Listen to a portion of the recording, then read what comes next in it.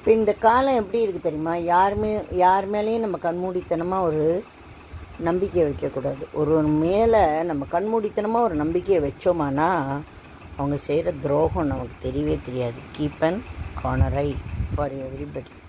வாய்ப்புக்காக காத்திருக்காதே, உனக்கான வாய்ப்பை நீயே உருவாக்கு. இந்த காலத்தில் அதுதான் வழி, ஒர்க் அவுட் ஆகும். உங்களுக்கு நேரம் வரையறுக்கப்பட்டது. ஆகவே இன்னொருவர் வாழ்க்கையை வாழ்ந்து அதை வீணடிக்காதீங்க. Answer to your question paper, not to other question papers. Okay, உங்களை யாருக்கும் புரிய வைக்க வேண்டாம். அதை விட முட்டாத்தனம் இந்த உலகத்தில் வேறு எதுவும் கிடையாது. புரிகிறவா அவளே புரிஞ்சுப்பா. நம்மளுக்கு வேதனைப்படுத்த மாட்டா, நமக்கு வேணுங்கிறவா. நம்மளை வேதனைப்படுத்துகிறவா நமக்கு வேணுங்கிறவா இல்லை.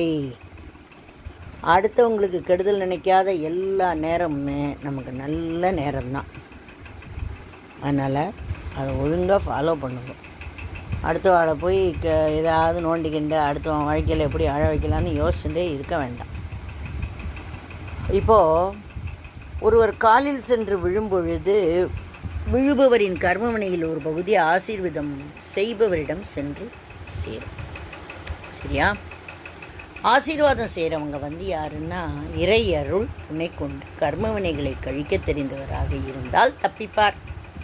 அதை தவிர்த்து எல்லாரும் தன்னோட காலில் விழணும் அப்படின்னு ஆணவ மயக்கத்தில் இருந்தால் வினைகளை சேர்த்து நிச்சயம் துன்பப்படுவார். தொப்புள் கொடி உறவாகிய தாய் தந்தை காலிலும் கோயிலில் கொடிமரத்துக்கு கீழ் விழுந்து வணங்குவது மட்டுமே சிறப்பு. வேறு எவங்காலையும் விழப்படாது. விழுந்தால் நம்மளோட கர்மவினை நம்மளுக்கு தேவையே இல்லை.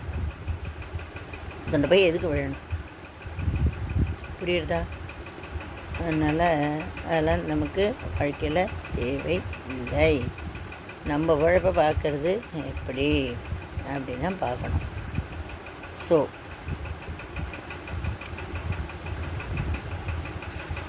வலிகள் தாங்கி இருக்கிறேன், ஆனால் அழுததில்லை, நான் வீக்குன்னு சொல்லிடுவாங்கன்னு. இப்போது வலிக்கவே இல்லை, ஆனாலும் அழுக வருது. காரணம் என்னன்னு மனசிட்ட கேட்டேன். அதுக்கு அது உன் வலியை தாங்கி தாங்கி உன் இதயம் இறந்து விட்டது.